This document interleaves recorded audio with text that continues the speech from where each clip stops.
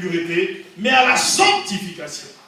Alléluia. Au fait d'être saint, au fait d'avoir des pensées qui sont les pensées de Dieu, au fait de se comporter différemment des gens de ce monde. Voilà pourquoi dans le même livre de Romains chapitre 12, quand vous lisez par la suite, à partir du verset 2 et 3, il dit ne vous conformez pas au siècle présent, ne suivez pas la mouvance de ce monde, parce que ce monde-là va en enfer, ce monde-là va à la perdition. Ne vous conformez pas aux tendances de ce monde, mais soyez transformés par le renouvellement de l'intelligence, par l'Esprit de Dieu qui est en toi et qui agit sur ton esprit. Soyez transformés par le renouvellement de l'intelligence afin que vous discerniez ce qui est bon, agréable et parfait. Dieu veut que tu tombes à la perfection. Alléluia. Amen. Il veut des enfants saints. Des enfants qui le craignent et qui ne se comportent pas comme il le veut, selon le penchant de leur cœur. Alléluia.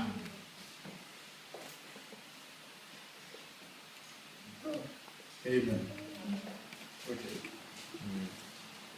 Le verset 8. Celui donc qui rejette ses préceptes ne rejette pas un homme, mais Dieu qui vous a aussi donné son Saint-Esprit. N'importe quel chrétien qui rejette ce genre de message-là ne rejette pas un homme, ne rejette pas le pasteur, mais il rejette Dieu lui-même. Et après, des gens se tombent, ils sont dans une hérésie, ils sont sauvés. Ils sont sauvés. Le salut n'est pas un slogan. Le salut se vit. Et ce qui t'apporte le salut, ce qui te confirme que tu es sauvé, c'est ta sanctification. C'est ta vie de sainteté.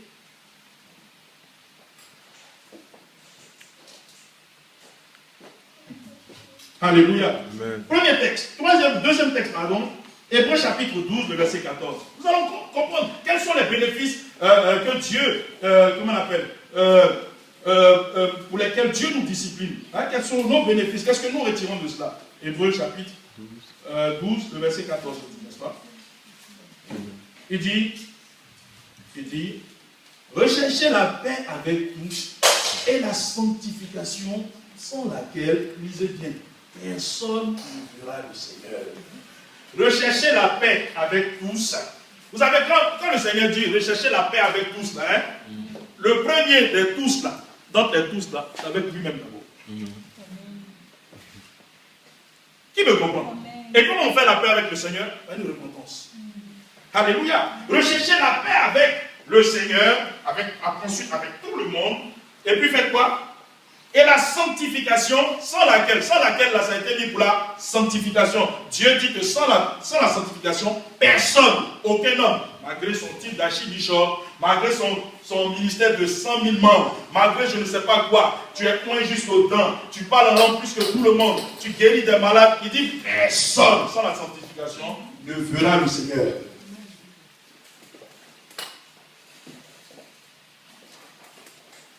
Voilà, le Seigneur se situe sur deux plans, sur deux fronts. D'abord, dans la manifestation terrestre de sa gloire, c'est-à-dire les ossements des prières, le fait qu'il est en communion avec toi et tout cela. Et puis, secondo, c'est la manifestation après la mort. C'est-à-dire que personne sans la sanctification ne verra Dieu, c'est-à-dire ne sera sauvé. Qui me suit? Amen. Est-ce que nous comprenons les bénéfices de la discipline de Dieu dans nos vies? Pourquoi est-ce que Dieu veut que nous soyons saints? Alléluia. Troisième et dernier texte que j'ai déjà abordé tout à l'heure. Lévitique chapitre 19, le verset 2. Lévitique chapitre 19, le verset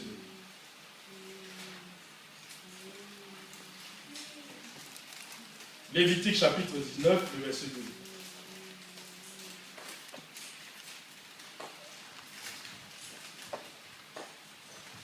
Bon, on va commencer par le 1. L'Éternel parla à Moïse et dit, parle à toute l'assemblée des enfants d'Israël et tu leur diras, soyez saints, car je suis saint, moi, l'Éternel, votre Dieu. Soyez saints. Il dit quoi? Soyez saints, car je suis saint, moi, l'Éternel, votre Dieu. Alléluia. Alléluia. Donc, dans tous ces textes que nous avons lus, ces textes-là se ressemblent et se suivent dans la logique du Seigneur. Le Seigneur veut faire de nous des participants de sa sainteté. Pourquoi? Nous l'avons vu. Et si vous avez lu entre les lignes de ces textes-là, de ces passages, en fait, le Seigneur a pour souci de faire quoi? De nous communiquer sa nature. Alléluia. Parce que sa sainteté, c'est sa nature.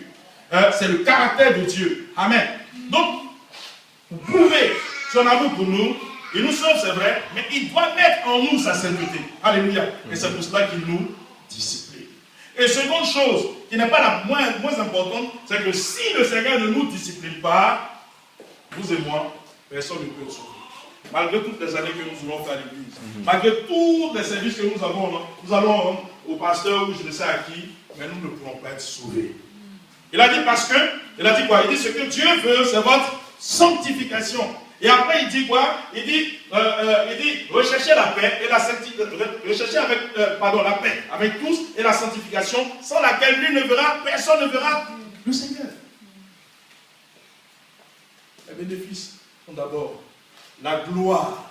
Personne ne comprend que la sainteté, vivre dans la sanctification, c'est vivre dans la gloire de Dieu. Normalement, la sanctification, le fait que tu sois séparé du monde, que tu vives une vie de gloire, qui glorifie le Seigneur, tout ça, ça devrait être un moyen ou bien encore un motif de quoi? De joie pour toi. C'est la gloire du Seigneur. Alléluia. Comment est-ce qu'on peut reconnaître un enfant de Dieu d'un enfant du diable? C'est par son caractère. C'est par sa nature de sanctification, de sainteté. Mais je te pose la question. Où en es-tu par rapport à la sanctification?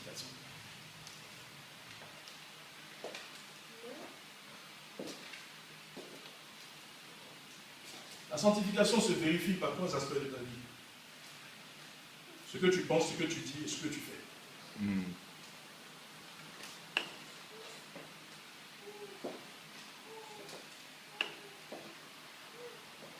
La Bible dit que si celui qui détourne ses oreilles pour ne pas écouter la loi de l'Éternel, sa prière même est une abomination. Je connais des gens qui prient bien, ce sont des rabbins même. Mais ils vivent une vie qui n'est pas en conformité avec ce qu'ils disent. C'est une abomination de notre Seigneur. Nous ne voulons pas prêcher seulement que la sanctification, mais nous voulons la vie. Alléluia. Amen. Beaucoup de personnes pleurent. Ah oui, Seigneur. Oui, mon Dieu. Mais combien d'entre nous vivent pour le Seigneur? Et combien sommes prêts à mourir pour le Seigneur? Combien?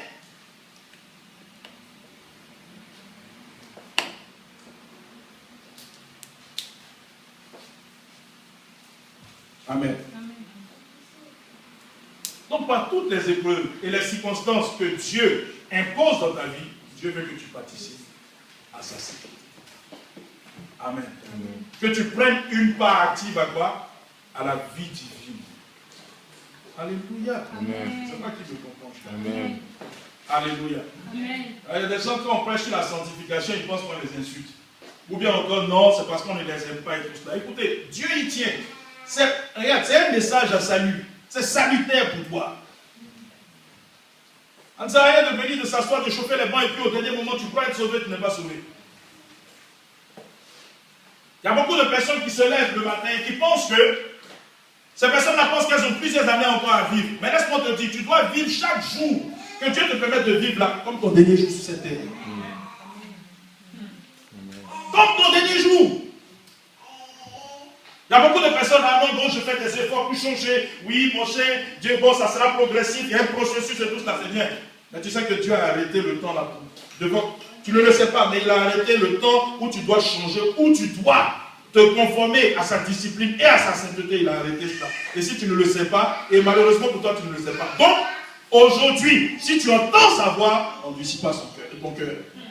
Aujourd'hui, là, tu dois dire, c'est le jour où je décide de changer. Et non demain, parce que tu ne sais pas ce que demain te réserve. Amen. Amen.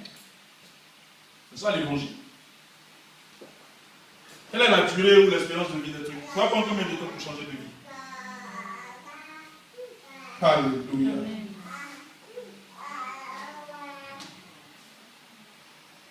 Bon, il y a des fois où je vais commencer le message peut-être avant même l'adoration. Comme ça, ceux qui viennent adorer là, ils seront couillés et puis, bon, ça va changer leur temps.